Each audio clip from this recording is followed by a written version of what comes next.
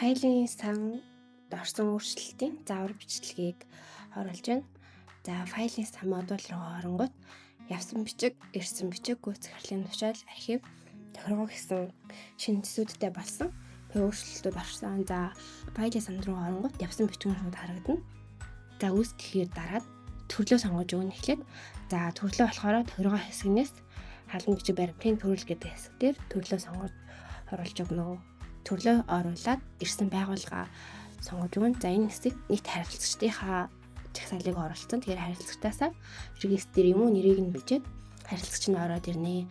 За хаана гэдгийг нь товч бичээд, товч утгыг бичээд халуун бичиг бичвэр гэж хэсэг байгаа.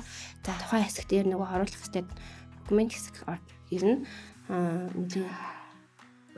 Тайлбар бичиж болно. За энэ харж байгаа чинь ташууд зураас оруулангууд арах сонголтод гарч ирнэ.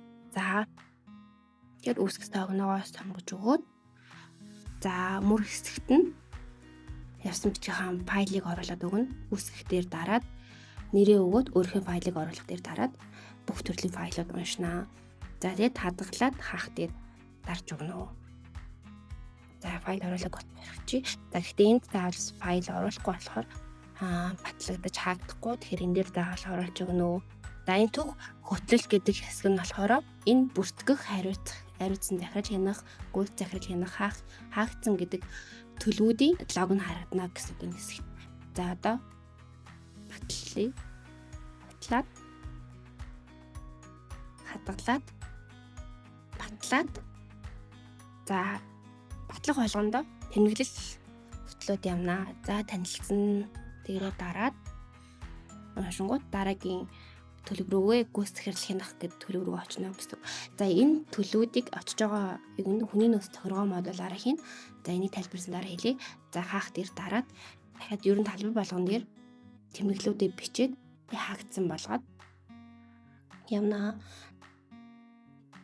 За ингэнгүүт энэ явсан бичиг нь хаагдсан дууссан төлөвт ороод хаагдаад архивлэгдэн давхар. За ирсэн бичиг нь рүү оронгууд үүсгэхээр дараад огноогоо сонгож өгөөд товч утгаа бичээд за хариуцсан ажилтнуудаа бас нийт ажилтнуудаасаа хүний нөөцөө сонгоод өгнө. Өөрийнхөө авсрал файлаа орно. За энд зөвхөн PDF байдлаар орно. За PDF байдлаар оронгууд дараах байдлаар харагдана. За хаанаас ирснийг нь бас энэ бичээд өгнө. Үсгсээ өгнө. За энэ товч тэмдэглэл бас бичээд өгнө. За батлаад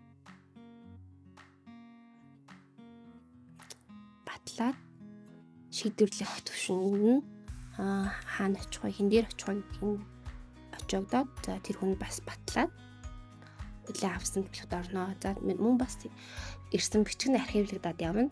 Батлаад басан бол хадгалах дээр дараад хадгалнаа. За гүйц захирлын тушаал болохоор үүсгэх дээрээ дараад за нэрээ өгөөд өөрийнхөө хавсгах тушаалаа оруулаад өгнө. Ажилтнаа бас мэдээж хүний нөөц хэсгээс сонгоод өгнө. Тайлбараа бас товч тайлбараа ч юм уу гарчгаач юм өгөөд хадгалтаар нь за ингэнгүүт харилцагч ажилтнууд руугаа имэйлээр шууд давхар очно.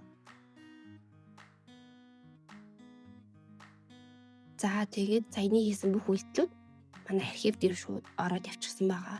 За тохиргоо хэсгэн дээр төрөл дээрээ бас нэмээд сонгоод өгнө.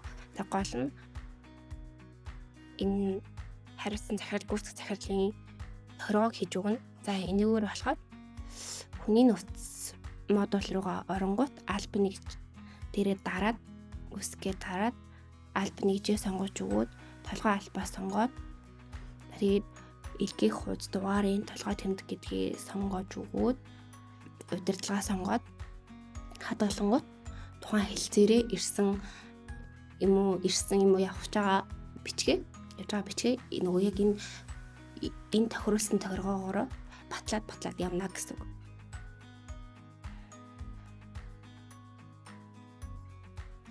За гүйцэтгэх захирлын тохиргоог болохоор тохиргоо модуль руу оронгууд